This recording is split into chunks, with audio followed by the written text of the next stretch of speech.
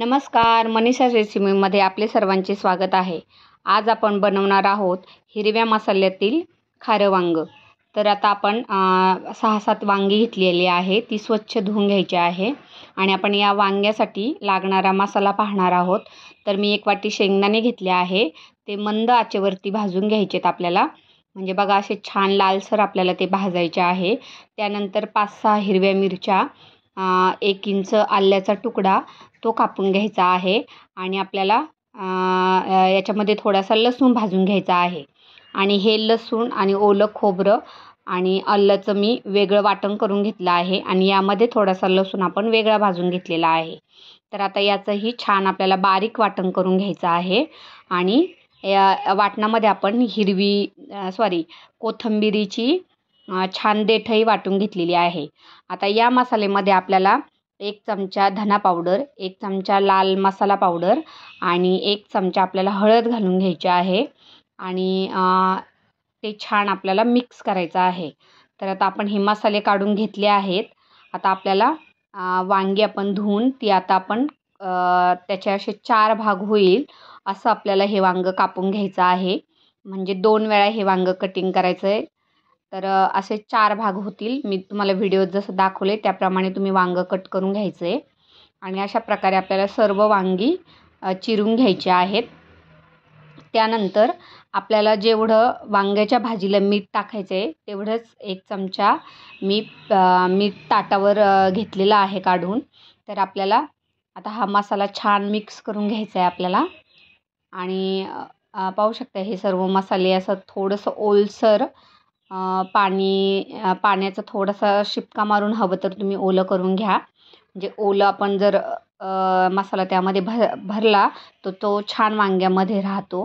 आता मी खालची पाण्यामधली वांगीही काढून घेते. वांगी चिरून झाल्यावर मी पाण्यात टाकली होती, कारण जर ती तुम्ही बाहेर ठेवली तर आतला भाग काळसर पडतो.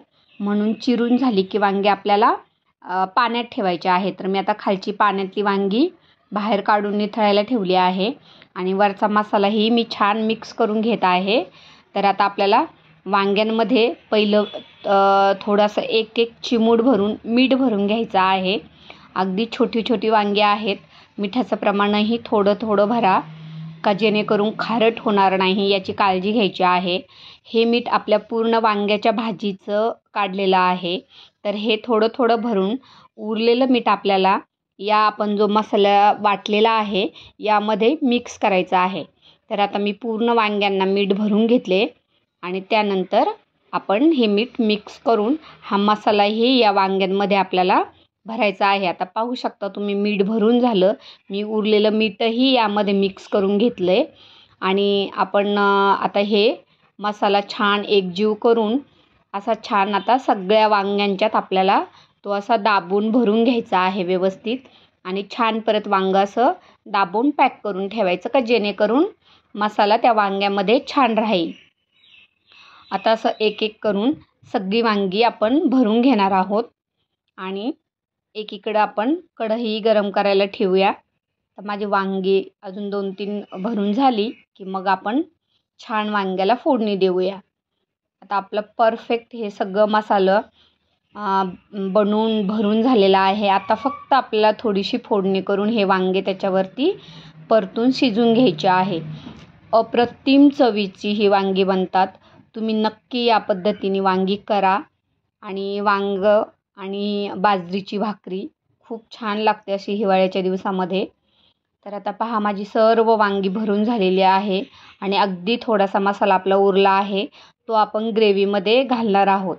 तर आता कढईमध्ये तेल तापून घेतलेलं आहे आणि त्यामध्ये आपण जिरीची फोडणी दिली आणि आपलं लसूण, खोबरं आणि आल्याचं आपण जे वाटण केलं ते घातलं. त्यानंतर मी कढीपत्ता घातला, थोडंसं हिंग घालून घेतलेलं आहे आणि अगदी थोडी हळद घातली, कारण मी वांग्याच्या मसाल्यातही हळद घातलेली आहे. तर ती जेव्हा कालवण शिजेल त्यावेळेस आपोआप त्या ग्रेव्हीचा रंग असा छान होणार आहे. तुम्ही पाहू शकता. आता मी सर्व वांगी या तेलावरती फ्राय करून घेत आहे छान. आपल्याला ही वांगी एकीकडं फ्राय करायला ठेवायची आहे आणि यामध्ये आता आपल्याला थंड पाणी न घालता थोडंसं गरम करून पाणी घालायचं आहे.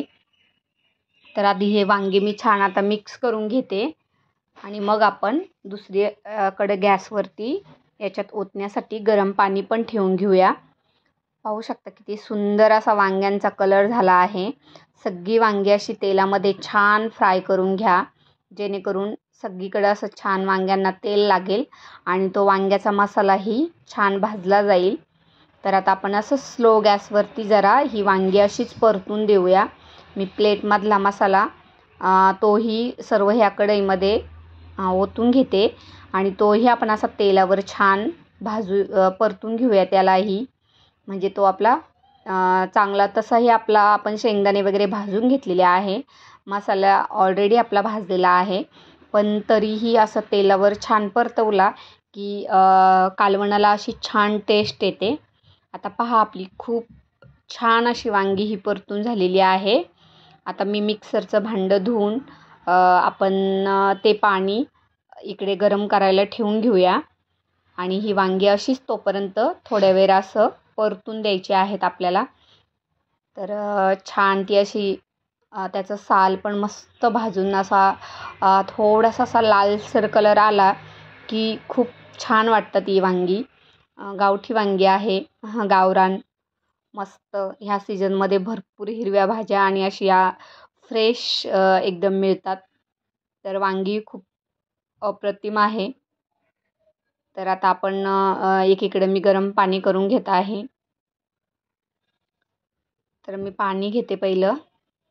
आता मी पाणी घेतलं आहे, एका पॅनवर ते ओतून घेतलं आहे. मी मिक्सरचं भांडं धुवून ते पाणी आपण या पॅनमध्ये गरम करायला ठेवलेलं आहे, जेणेकरून या गरम पाण्यात थंड पाणी पडून आपल्या कालवणाची टेस्ट बिघडली नाही पाहिजे. त्यामुळे आपण नेहमी भाजीमध्ये घालताना असं थोडंसं कोमट पाणी करून घाला, म्हणजे कालवणाची चव आपली बदली होणार नाही. आता पहा मी छान इकडं वांगी आपली असा सुरेख तांबूस कलर आलेला आहे. अगदी असंही खाल्लं ना भरीत तरी अप्रतिम लागेल ते. पण आपल्याला खारं वांगं रश्श्याचं करायचं आहे, का जेणेकरून आपण भाकरीबरोबर छान त्याची ग्रेव्ही खाऊ शकतो. आता पाहू शकता मी पाणी गरम त्याच्यामध्ये ओतून घेतले आणि आपण याच्यावर भरभरून कोथिंबीर घातलेली आहे आणि आता हे वांगे आपल्याला शिजून द्यायचे आहे. मग त्याचा कलरही त्याच्यामध्ये सर्व मसाल्यांचा कलर उतरला जातो. आता मी झाकण ठेवून हे 6-7 मिनटं अशी शिजून दिलेली आहे. पहा आता पाणी आटलेलं आहे आणि अशी थिक ग्रेव्ही तयार झालेली आहे आपली. पाहू शकता तुम्ही असा मस्त घट्टपणा आलेला आहे. ह्यालाच आमच्याकडे खारं वांगं बोलतात आणि खूप अप्रतिम चवीचं हे वांगं लागतं. आता मी हे एका शिजून झालेलं आहे वांगी, मी दुसऱ्या टोपामध्ये हे काढून घेते आणि मग आपण खाण्यासाठी वापरणार आहे. माझा व्हिडिओ कसा वाटला कमेंट करून नक्की सांगा. लाईक करा, शेअर करा, सबस्क्राईब करा. धन्यवाद.